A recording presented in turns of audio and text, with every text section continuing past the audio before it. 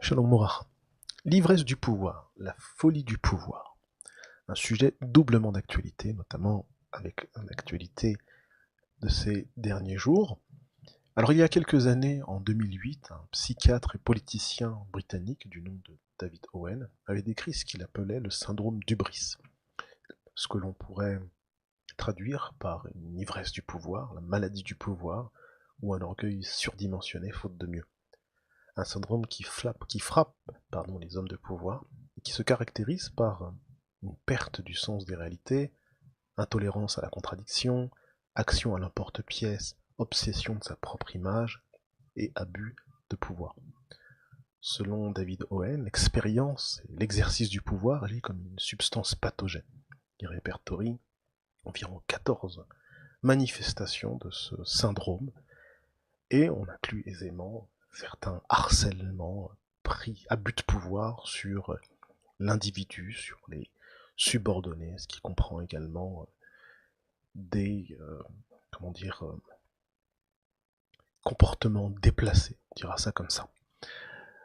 Alors, on reste quand même dans le domaine de la fiction, c'est pas un syndrome, c'est une proposition de la part de David Owen, une proposition étudiée par les scientifiques et les médecins, mais pas encore établie. Certes, l'effet du pouvoir sur l'individu est bien connu, des expériences ont été réalisées et prouvent comment l'effet du pouvoir agit biologiquement sur les êtres vivants. Il ne s'agit pas simplement des êtres humains, mais également des animaux. Des expériences ont été réalisées sur des poissons et ont prouvé que le fait d'accéder au pouvoir modifiait l'organisme. Et chez l'homme, on a constaté des modifications dans le taux de dopamine et également dans la concentration de testostérone. Alors, l'excès de testostérone ou de dopamine est également connu pour avoir des effets nocifs. Et ils altèrent la personnalité et peuvent amener à des comportements agressifs, autoritaires, despotiques. Et le lien entre les deux, donc entre l'accession au pouvoir et des comportements narcissiques, des comportements pathologiques, est donc facile à faire. Nous, ce qu'on va essayer de comprendre, donc on peut relier avec certains faits d'actualité, on constate manifestement comment certains hommes de pouvoir, il ne s'agit pas simplement du pouvoir politique, c'est également le pouvoir des médias, le pouvoir de professionnels, dans le monde de l'entreprise, dans le monde du show business, etc. Donc, comment le fait d'être au pouvoir peut amener des individus à avoir des comportements totalement déplacés.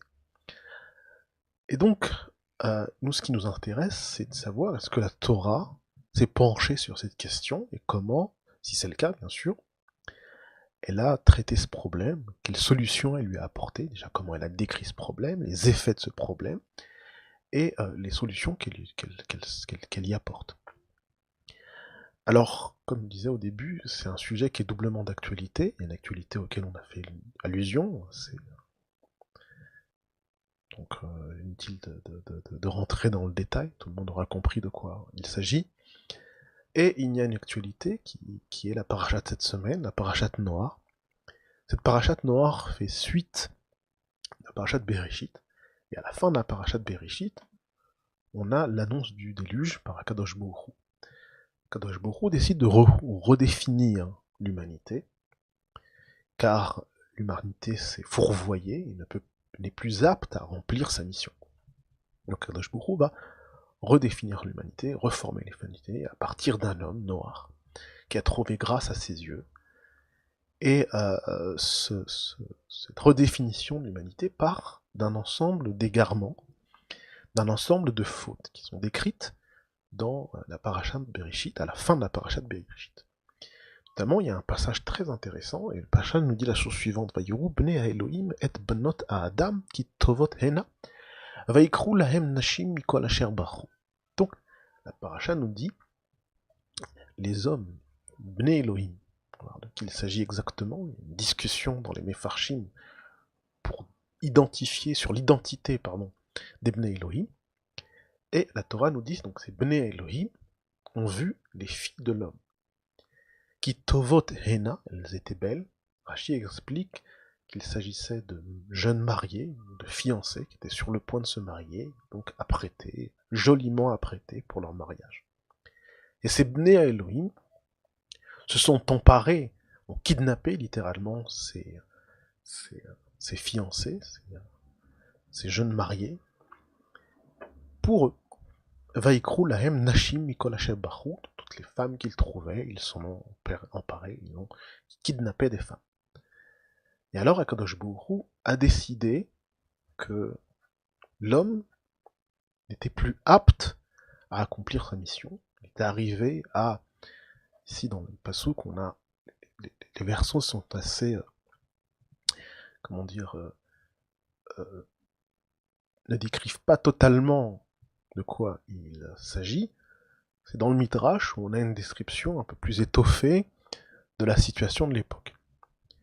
On a dans différents Midrashim, qu'on citera ultérieurement, l'étendue de la perversité qui régnait à l'époque du Maboul et qui était concentrée sur 3 points principaux: la Vodazara, Gilou Arayot et également le vol. C'est-à-dire qu'il y avait un renoncement à Kadosh Baruch Hu, Hachem, et un fourvoiement, un enfoncement dans la matérialité et dans la satisfaction de ses propres désirs, de façon la plus animale qu'il soit. Donc Kadosh Baruch Hu, dans le verset de la Torah, nous dit la chose suivante: Vayar Hachem, qui rabat ra'at Adam ba'aretz. Hachem a vu que le mal de l'homme se propageait dans le monde. Il s'agit du vol, il s'agit de Gilui Arayot, il s'agit de la Avodah Zara. Vekol yetzer marshevot libo ra kol ayom. L'homme était complètement investi dans l'application du mal. Vaïnachem Hachem ki asa et Adam. Là, on a déjà l'annonce du déluge. Vaïnachem Hachem a regretté qui asa et Adam, d'avoir fait à l'homme, ba'aretz veitatsev el libo.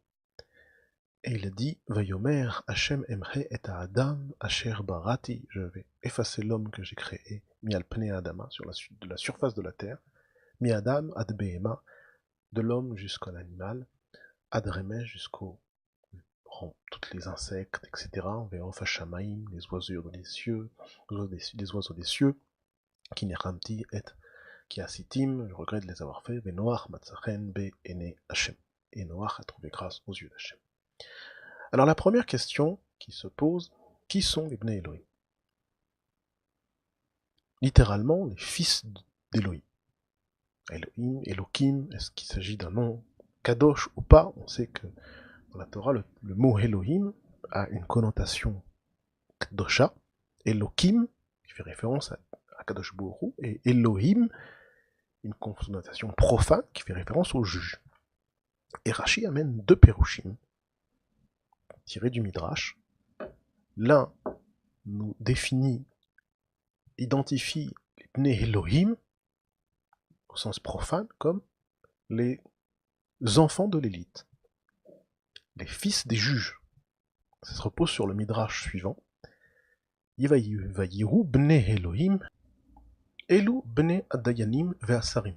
Il s'agit des enfants des juges et des princes, des rois, gouverneurs. Tané Rabbi Shimon ben Yochai enseigne Kol pritza she'ena ba mi agdolim ena pritza. Donc une pritza, c'est une ouverture, une fissure qui n'est pas faite par l'élite, n'est pas une fissure. Là, il s'agissait, selon Rabbi Shimon bar Yochai, d'une brèche provoquée par l'élite. Donc on a ici on touche ici une problématique qui est celle des gens de pouvoir, et comment les gens de pouvoir, selon ce cet avis de Rabbi Shimon Bar Yochai, ont un comportement déplacé vis-à-vis des filles de l'homme. D'après ce Pérouche, Bnot Adam, dont parle la Torah, sont les gens simples. Les fils de l'élite se sont permis de s'accaparer, de littéralement kidnapper les filles des filles du peuple. Les filles du peuple. Ils ont outrepassé leur pouvoir, et ce pouvoir, l'exercice du pouvoir personnel ou de leurs parents, les a amenés à s'imaginer qu'ils pouvaient tout se permettre, et à considérer que que les autres, que leurs subalternes, si l'on peut dire, leur corps, leur être leur appartenait complètement. Et donc du coup, ils en ont profité, comme on profite de n'importe quel bien de consommation, de n'importe quelle possession qu'on pourrait avoir. On profite de sa voiture, on profite de sa nourriture, toutes sortes de choses qui nous appartiennent. Donc les fils Bnei Elohim ont considéré l'ensemble de leurs sujets comme, ou du moins le sujet de leurs parents, comme quelque chose, comme un bien de consommation. Alors qu'est-ce que la Torah pense de ça? Donc ici, la Torah nous dit que c'est un des facteurs déclencheurs du déluge. On a des autorités censées maintenir une cohésion et une harmonie au sein de l'humanité, et cette harmonie est troublée par un comportement pervers. Et le trouble de cette harmonie par un comportement pervers, c'est ce qui va déclencher le Maboul. Par la suite, on va avoir une inversion, c'est une cohésion qui ne s'investira pas dans la bonne direction, c'est Dora Aflaga, la génération de la séparation avec la tour de Vavel, et on constatera, contrairement au Dor Amaboul, que ce Dor Aflaga ne sera pas détruit. Pourquoi? Parce qu'il y a cette cohésion. Il y a un ensemble d'êtres humains qui acceptent l'autorité d'un seul individu, qui les juge, à l'époque c'est Nimrod, qui les juge et les dirige, seulement il les dirige dans la mauvaise direction, vers réaliser une Avodah Zarah qui est cette tour de Babel. Seulement la force de cette cohésion va les maintenir et va assurer leur pérennité, de sorte à ce que le châtiment divin ne passera pas par leur destruction, parce qu'il y a quelque chose de bon en eux, qui ne remet pas en question leur humanité, qui ne va pas à l'encontre de ce pourquoi l'homme a été créé. C'est cette cohésion, c'est ce lien entre les hommes de la génération d'Aflaga qui va les maintenir, qui va leur permettre de survivre malgré la grandeur de leur faute. La génération du déluge est une génération individualiste. C'est une génération qui va complètement se disloquer par le fait que chacun sera investi dans son univers, sera recroquevillé sur lui-même, et il sera comme ce Bal Ta'ava chez Mevakesh Nifrad, cette personne avide de plaisir qui cherchera à s'éloigner du reste des autres pour pouvoir pleinement jouir de ces plaisirs que lui offre la création. Et ça va s'exprimer de façon la plus flagrante chez les hommes de pouvoir et leurs familles. Les hommes de pouvoir et leurs familles, les garants de cette cohésion, censés amener le peuple à une réalisation spirituelle, selon la Torah, vont se recroqueviller sur eux-mêmes et avoir une séparation du reste, de se couper de la réalité de la collectivité, la réalité du monde, la réalité de leur mission, pour s'investir dans les plaisirs. Quelle est la solution, succinctement, à cette problématique? On a, dans la Torah, différentes autorités, et l'autorité suprême que l'on a parmi les hommes est le roi. Le roi. Il y a un commandement qui ne s'applique plus aujourd'hui, on doit attendre Biat HaMashiach, mais à l'époque, il y avait le commandement de nommer un roi, et ensuite cette royauté attribuée aux descendants de David Melech Israël. Donc il y a ce commandement de nommer un roi. Le roi a beaucoup de pouvoir.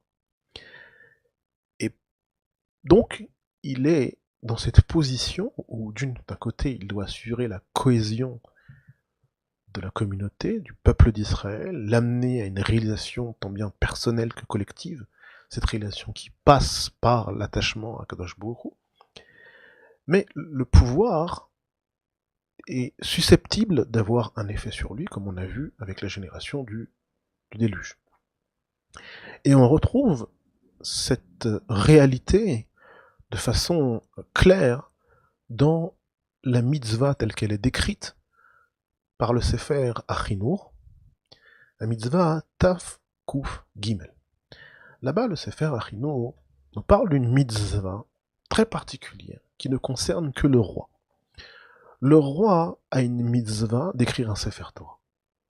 Cette mitzvah, on en prend du passage suivant, Ve'aya Kishifto al-Kise Mamlarto, lorsqu'il siégera sur son trône, Ve'katav lo et Mishneto à Torah, il écrira un Sefer Torah, Azot, al Sefer Milifne à Kohanim à Lévi. Donc le roi a une mitzvah d'écrire un Sefer Torah. Cette mitzvah d'écrire un Sefer Torah, qui est une mitzvah assez qui concerne le roi, on la retrouve dans le Sefer HaMitzvot de Maïmonide, Mishvat Yud Zain, mitzvah 17, et dans le Sefer HaMitzvot, mitzvah Tafkuf Gimel. Et cette mitzvah, comme à son habitude, le Sefer Achinour donne une raison à cette mitzvah. Ce qu'il appelle Shorché à mitzvah. Shorché à mitzvah, les racines de la mitzvah. Et il dit la chose suivante. Les fichiers à Meler, du fait que le roi, Berishut Atzmo, il est dans son propre Rishut. Personne n'est là pour lui dire ce qu'il doit faire, pour le diriger. Lo Yetzevehu Adam, aucun homme va le contredire. Alma Asav. Velo Yegarbo, et lui faire de remontrance. Ubshvat Piv, Yake, Artso, Uberuar Sfatav, Yamit, Mishirtse, Bekol Amo. Avec son sceptre, avec son pouvoir, il a le pouvoir de vie et de mort sur l'ensemble de ce sujet. Il a un pouvoir extrêmement étendu. Alkent Behemet Sarir Shmira Gdola. Il a besoin d'une Shmira Gdola, nous dit le Sefer Achino. Il a besoin d'une grande garde, il a besoin d'une protection particulière.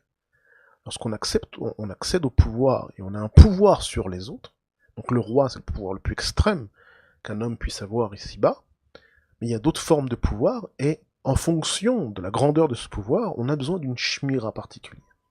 Quelle est cette shmira? Des zikaron tov, un zikaron tov, de se rappeler sans cesse d'avoir un zikaron tov, d'avoir à l'esprit sa mission et le bien vers lequel on doit tendre. Il y a un mode negdo. Et ça doit être sans cesse devant les yeux de la personne qui accède au pouvoir. Yabit elav, tamid lema'an irvash, et yitzro, viite libo el yotzro. De façon à contrôler ses passions, qui seraient amenées qui l'amèneraient à s'égarer. Donc il doit contrôler les passions directement liées au pouvoir. Vezeu she'amru zichronam livracha, et c'est ce qu'on dit nos sages dans la Maseret Sanhedrin d'Afkaf Aleph Amud Bet, Yotze le milchama, vesefer Torah imo, il va à la milchama, il a son sefer Torah qui l'accompagne, Yoshev Bedin, il siège pour juger son peuple, le sefer Torah est avec lui, etc. Il mange, le sefer Torah est avec lui. Donc, ici, la Torah propose une solution au problème du pouvoir. C'est de sans cesse avoir à l'esprit et d'étudier constamment ce pourquoi on est là. Il y a d'autres règles qui sont liées au roi, qui limitent son pouvoir et le risque qu'il s'égare son peuple. Il ne doit pas multiplier les épouses, il ne doit pas multiplier les chevaux de peur à ce qu'il oblige son peuple. Donc on a d'une part la multiplication excessive des plaisirs, on invite le roi à avoir une vie modeste, et d'autre part le fait d'exercer un pouvoir excessif sur son peuple, quand la Torah demande, limite le roi, dans pas qu'il amène son peuple à retourner en Égypte, où se trouvaient à l'époque les meilleurs chevaux, donc d'exercer un pouvoir excessif sur son peuple, de sorte à ce qu'il l'amène à retourner en Égypte. Donc on a d'un côté une limitation sur la consommation des plaisirs, et une limitation également sur le pouvoir exercé sur son peuple. Dans l'idée, dans l'idée, c'est ça. Donc on a, en dehors de ces limitations qui concernent le roi, on a des limitations qui concernent également d'autres membres influents de la communauté. On a une Mishnah dans Avot qui met en garde les Askanim, les Parnassim, les cadres de la communauté, en leur spécifiant que leur rôle ne dépend pas d'eux, mais dépend du mérite de leur père et du fait qu'Akadosh Baruch les accompagne et leur permet d'exercer comme il convient leur rôle. Ce qui rappelle étrangement les Avdil milliardaires Alfé Avdalot, un des discours de Pascal sur le pouvoir, et qui disait la chose suivante: surtout ne vous méconnaissez pas vous-même en croyant que votre être a quelque chose de plus élevé que celui des autres, car tous les emportements, toute la violence et toute la vanité des grands vient de ceux qu'ils ne connaissent point ce qu'ils sont.